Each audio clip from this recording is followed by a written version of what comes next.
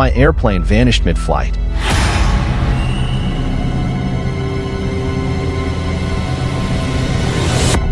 My name is Ethan Reyes, first officer for Cascade Skies, a commercial airline based in the Pacific Northwest. I've been flying professionally for 6 years now. Seen my fair share of unsettling things at 35,000 feet. One time, we had to divert mid-flight when an elderly woman started vomiting blood. Her grandson just sat silently next to her, while we scrambled to coordinate with medics on the ground. We never did find out what happened to her, but nothing prepared me for Flight 709. It's the reason I'll never fly again. That morning, it was normal. Clear skies over Portland. No wind shear. No thunderstorms in the forecast. Just another quick hop to Albuquerque. As passengers boarded, there was a little buzz in the cabin. One of our regulars, a business-class traveler, was about to hit his 2-million-mile milestone. Flight attendants told us the airline had even planned a little surprise for him after landing. He'd flown with us so often, we used to joke he probably had more cockpit hours than some new hires. But right before pushback, it happened. A loud, urgent pounding on the cockpit door. Then the interphone buzzed. One of the flight attendants, Alyssa, called in. Her voice was tight. Passenger mid-cabin is freaking out. Says he needs to get off the plane. Now. We paused. Captain Raymond Morgan turned to me. I stood up, peered back through the slit in the door. Sure enough, it was the 2-million-miler. The guy was pale, sweating through a blue-collared shirt. Shaking. Alyssa leaned in to whisper. He said, "If I don't get off this flight right now, I'll never see my family again." That kind of thing sits in your gut, even when you try to laugh it off. Captain Morgan gave a small shake of his head. Probably figured it was nerves. A panic attack. Too many Netflix crash documentaries. I shrugged. Still, it rattled something. We taxied back to the gate and let the man off. He didn't say anything else. Just grabbed his bag and walked off the plane. Not looking back. I watched him disappear into the terminal. Then turned to Captain Morgan. Guy probably spooked himself. Or knows something we don't, he muttered. We ran final checks. No faults. No alerts. No turbulence on radar. All systems, green. So we departed. That was the worst decision we ever made. We climbed out of Portland, heading southeast, chasing dusk over the mountain ranges. The sky ahead shimmered like heat over asphalt. Beautiful. Still, I've flown that corridor dozens of times. Routine. Predictable. But about 20 minutes past Boise, things changed. Subtly at first. Captain Morgan's right hand wouldn't stop twitching. He kept rubbing his temple, then muttering. Soft. Unclear. At first I thought he was just reviewing checklists aloud. But these weren't words I recognized. Not any checklist I've ever heard. Not even English. Something about the way his tongue moved sounded almost ritualistic. I asked if he was okay. No answer. He just stared straight ahead, breathing faster. His posture stiffened. His hands trembled on the yoke. I leaned in. Ray, talk to me. Still nothing. His jaw clenched so hard I thought he might chip a tooth. The silence in the cockpit got louder. The kind that presses in around you. And then, the clouds changed. Not the color. The texture. They weren't clouds anymore. They churned, like boiling water. Pulsing. Rippling. Like something was alive beneath the sky. That's when the instruments began flickering. Artificial horizon. Altitude gauge. Navigation display. All bouncing. Resetting. Then the radios cut out. Static. For a few seconds, just dead air. Then, voices. Soft at first. Then louder. But not radio chatter. They were voices, human, but impossible. One of them whispered my mother's name. Another said my name. In my own voice. I stared at the comm panel. Hands frozen. Captain Morgan slowly turned toward me. And something in my chest clenched. His face. Wasn't wrong. Not exactly. But it looked like a man trying to remember what a human expression was supposed to look like. A smile that didn't belong to his muscles. He said, "We're almost there." I asked, "Where's there?" He grinned again. Wider. But hollow. Where all judgment goes, my friend. Outside the windshield, the blue was gone. The sky had turned black. But not empty black. Stars still burned. But they were melting. Twisted. Warped. Like time itself was dripping. And we weren't flying anymore. We were sinking. Through the sky. We weren't flying anymore. We were sinking. Through air that felt thick, like syrup. No sensation of forward motion. Only downward. And the worst part? The plane wasn't resisting. Like it had given up. I reached for the backup systems. Ran diagnostics. Flicked switches. Nothing. Everything either blinked static or stared blankly back at me. The digital flight instruments glowed faint, corrupted. Numbers drifted and collapsed into nonsense. Altitude. Fluctuating wildly. Cabin pressure. Stable, then gone, then back. Behind the glass of the cockpit window, the stars continued to twist. They pulsed and burned. But not with heat. With memory. I don't know how to explain it, but I saw moments from my past flicker in the patterns outside. Old regrets. Faces I hadn't thought of in years. A classmate I bullied in 9th grade. A girl I ghosted after she told me she loved me. A fellow trainee I lied about, costing him his job. They appeared for a second, then were replaced by more. Faster. More vivid. And I wasn't imagining them. Because one face lingered. It pressed up against the outside of the cockpit glass. A woman. Mid-30s. Tear-streaked. Eyes that knew me. And still forgave me. But that look of pity. It was worse than hatred. I recoiled from the window. Heart hammering. Behind me, Captain Morgan rose from his seat. Slow. Deliberate. He unbuckled and stood. Hands calm now. Face locked in that awful, off expression. I stepped back from him. Ray, talk to me. What's going on? His voice was cold. Measured. Detached. Some of us must pay. To leave this place, there must be balance. There must be a sacrifice. I backed up into the throttle column. My knees hit the base. My hands shook. What place? I begged. What have we done? Captain Morgan turned to the cockpit door. But instead of opening it, he reached for the handle and pulled it open. Into nothing. I don't mean darkness. Not shadow. Not absence of light. I mean nothing. Like the fabric of space had torn. And behind it was just oblivion. And the wind. There was none. No suction. No explosive decompression. Just silence. Thick. Infinite. He stepped forward. 1 foot into the void. And the second followed. His body began to disintegrate. Piece by piece. No scream. No pain. No resistance. Like he belonged to it. Like he was returning home. I lunged. Reached to grab him. But it was like grabbing vapor. There was no weight. No texture. Only the memory of a man. And then he was gone. I turned around. And the cabin was no longer there. Where the door should have opened into row 1. Was only blackness. Endless. As if the fuselage behind us had never existed. Then the radio crackled. A high-pitched squeal. And a voice. Not static. Not distress call. A child's voice. Soft. Familiar. Daddy. I froze. My lungs collapsed inward. I hadn't heard that voice in almost a week. We require a sacrifice, it said. I whispered. Mia? Choose, it said. You must choose. And then, the voice changed. Shifted. Bent. Like glass warping under heat. Mia's tone twisted into something cruel. Something ancient. Your life. Or the passengers. There was a sound behind the words. A hunger. Not of flesh. Of permission. A darkness that fed not on blood, but on consent. I pressed my back to the console. The entire cockpit dimmed. Only the faint emergency lights remained. Every switch I touched was dead. The controls were no longer controls. They were props. And I was the final instrument. Choose. Tears ran hot down my cheeks. I thought of my wife. Of Mia. Her 6th birthday next month. I thought of the people on board. Who might still be alive behind that vanished bulkhead. I felt the weight of it all pressed down. And I whispered. Me. Then I screamed. Take me. Everything shattered. Not with noise. But with finality. The black outside surged forward. A wall of shadow rushing in. Then. Nothing. I woke to light. Fluorescent. Buzzing. A hospital ceiling above me. And the weight of a hand. Gripping mine. It was my wife. Her face flooded with relief. She was whispering something, but I couldn't hear her. Because in that moment, I was still in the sky. Still waiting for the void to answer. The hospital was too bright. Too quiet. The lights above me buzzed softly. My wife held my hand like she thought I might disappear again. She kept whispering my name. Ethan, you're okay. You're here. But it didn't feel like I was. My body was intact. But something inside me felt scattered.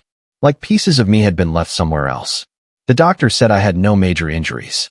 A few bruises. Some scratches. Mild concussion. But nothing to explain the state I was in. I couldn't speak for the first hour. Not because of trauma to my throat. But because I couldn't trust the sound of my own voice. When I finally managed to sit up, 2 men in dark suits came into the room. They weren't doctors. They weren't airline officials either. Their badges read something vague. National Aviation Incident Response. A label that sounded like a placeholder. They sat across from my bed. Calm. Collected. Professional. They started with basic questions. My name. My flight log. My memory of the departure. And then, do you remember what happened to Captain Morgan? I froze. I could still see him, standing at the edge of nothing, smiling like a man who knew exactly what waited beyond the veil. I said only what I thought they would accept. He disappeared. During the incident, they exchanged a glance, wrote something down. One of them leaned in slightly and said, Mr. Reyes, we want to thank you for your bravery. That word, bravery, it stuck in my throat like a splinter. I stared at them, numb. They explained the crash. How Flight 709 went down just west of Cheyenne, Wyoming. How half the passengers survived. How I'd managed, somehow, to steer the plane into a glide before impact. They showed me satellite images. Debris fields. Burned fields of grass. Scattered luggage. Shredded fuselage. And then, a miracle. 38 passengers survived. I saved them. At least, that's what they said. But I don't remember that part. I don't remember a descent. Or a landing. Or impact. I remember darkness. A cockpit without a cabin. A sky without direction. And a voice that demanded a price. You must choose. Your life, or the passengers. I chose them. Didn't I? That's what I told myself. Over and over. Because if I didn't, then I was lying to everyone. Including my wife. They held a press conference the following day. Called me a hero. The story made headlines across the country. Quick-thinking first officer saves dozens. Flight 709 crash could have been total loss. They didn't mention the pilot at all. Just said his body was never recovered. And that I was the sole cockpit survivor. At the hotel that night, my wife and I stayed in a suite provided by the airline. She ran me a bath. Ordered room service. Sat beside me in silence. Tried to make the space feel normal. But I couldn't stop watching her mouth when she spoke. Because something was off. The next morning, I heard Mia, our daughter, on a video call. Her voice piped through my wife's phone, bright and cheerful. Hi, Daddy. I love you. But the sound had hit me wrong. There was a weight behind her words. A tone that didn't belong in a child's throat. I smiled for the camera. Forced it. And told her I loved her too. But when she said it back, the words felt borrowed. Not hers. After the call, I locked myself in the bathroom. Turned on the fan. Sat on the floor. And I cried. Not just for what happened, but for what was still with me. Because I can feel it. Moving. Behind my eyes. In my chest. It doesn't hurt. It waits. Quiet. Patient. Like it knows it already won. It didn't need my death. It needed my permission. That voice, whatever it was. It tricked me into making a trade. And now, it rides inside me. Late that night, I dreamed of the cockpit again. The panels dead. The stars outside, melting. And a face. Pressing up against the window. But this time, it wasn't someone I knew. It was me. I stopped sleeping. 3 days after leaving the hospital, I couldn't close my eyes for more than a minute. Because every time I did, I was back there. In the cockpit. Alone. With nothing behind me but a yawning black. My wife tried to help. Warm food. Hot tea. Soft music at night. But I couldn't focus on anything she said. Because her voice would shift. Not drastically. Just enough that I'd hear it again, Al. That other tone. The one I heard in the cockpit. The one that wore my daughter's voice like a costume. And I'd flinch. She noticed. She never said it out loud. But she noticed. That next week, I received an envelope. No return address. Just my name, typed in black ink. Inside, a single sheet of paper. The Flight 709 passenger manifest. Every seat, every name, except something had been marked. In red, 19 names, each with a small symbol beside them. A circle, with a line struck through it, as if they had been chosen. I scanned the rest of the list. 38 survivors. 19 lost. The math made sense. Until I saw one more thing written in the margin. Not typed. Handwritten. In ink that had bled through the paper. 5 words.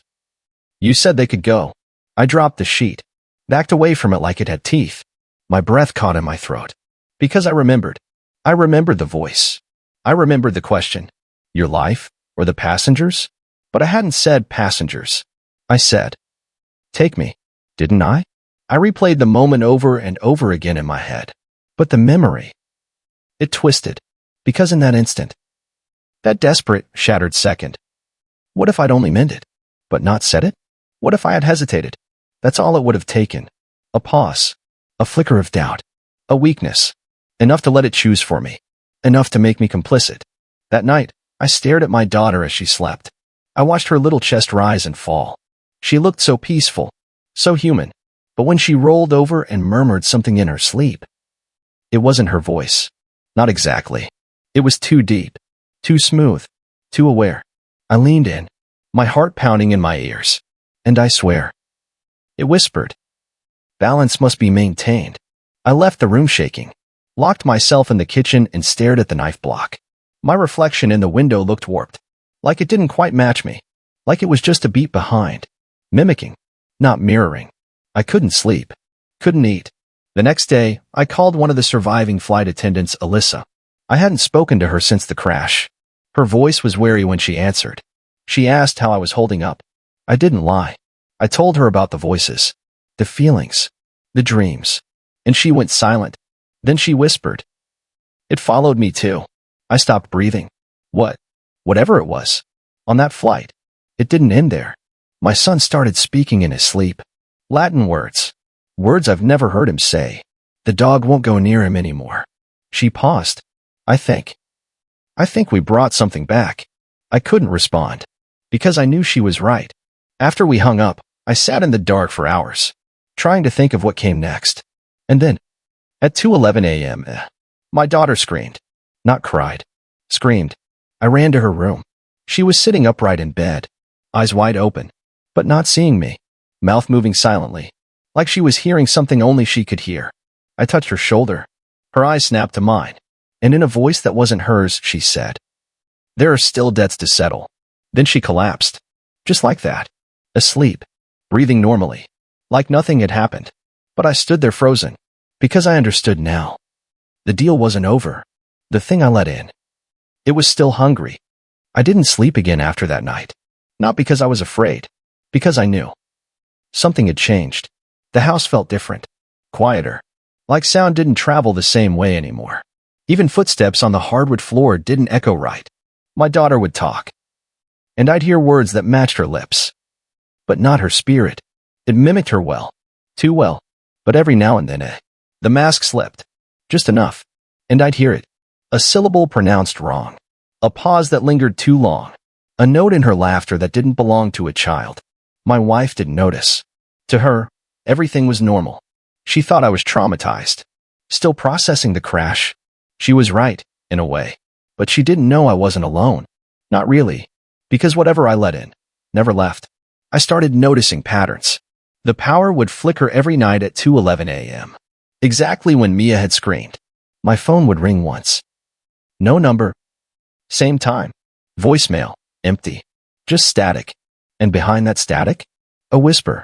Always the same 5 words. You said they could go. I tried everything to feel human again. Therapy. Medication. Meditation. None of it worked. Because none of it addressed the real problem. This wasn't grief. It was possession. Not of the body, but of consequence. Weeks passed. Then months. I refused every interview request. Declined the airline's offer to return. Stopped opening mail. Except one. It came in a gray envelope. No stamp. No name. Inside? A photo. At first glance, it looked like a flight deck. But not ours. The panel was older. Dust-covered. Shadows obscured most of it. But 2 things stood out. A pilot's seat. Empty. And the first officer's seat. Occupied. By me. Except. My eyes were gone. I dropped the photo. My heart was in my throat. Then, scrawled across the back. Balance requires more than one offering. That night, I walked through my house in silence. Looked at my daughter's drawings taped to the fridge. Her stuffed animals piled on the couch. Her shoes by the door. Everything felt too perfect. Like a replica of a life I used to have. I stood outside her door. Hand on the knob. But I didn't go in. I couldn't. Because I didn't know what I'd find. My daughter? Or the thing that wore her like skin? I went back to the cockpit in my dreams that night. Same sky. Same silence. Same melting stars. But this time, I wasn't in the pilot's seat. I was outside the window. Looking in. Inside, my body was sitting calmly at the controls, staring straight ahead. Its face, smiling. That same broken, puppet smile I saw on Captain Morgan. And I understood. I had never left. Not really. Part of me. The part that screamed, "Take me." Stayed behind. It made a deal. One I didn't fully understand. One that couldn't be undone. And when I woke up, I heard the voice again. Not through the radio. Not from my daughter. From the mirror. As I brushed my teeth. And leaned in. It whispered. From inside my own mouth. "We never said you could leave." I dropped the toothbrush. Stared at myself. My reflection blinked. A fraction too late. And smiled. Now, every time Mia says, "I love you," I say it back. But I wonder, which of us she's really talking to?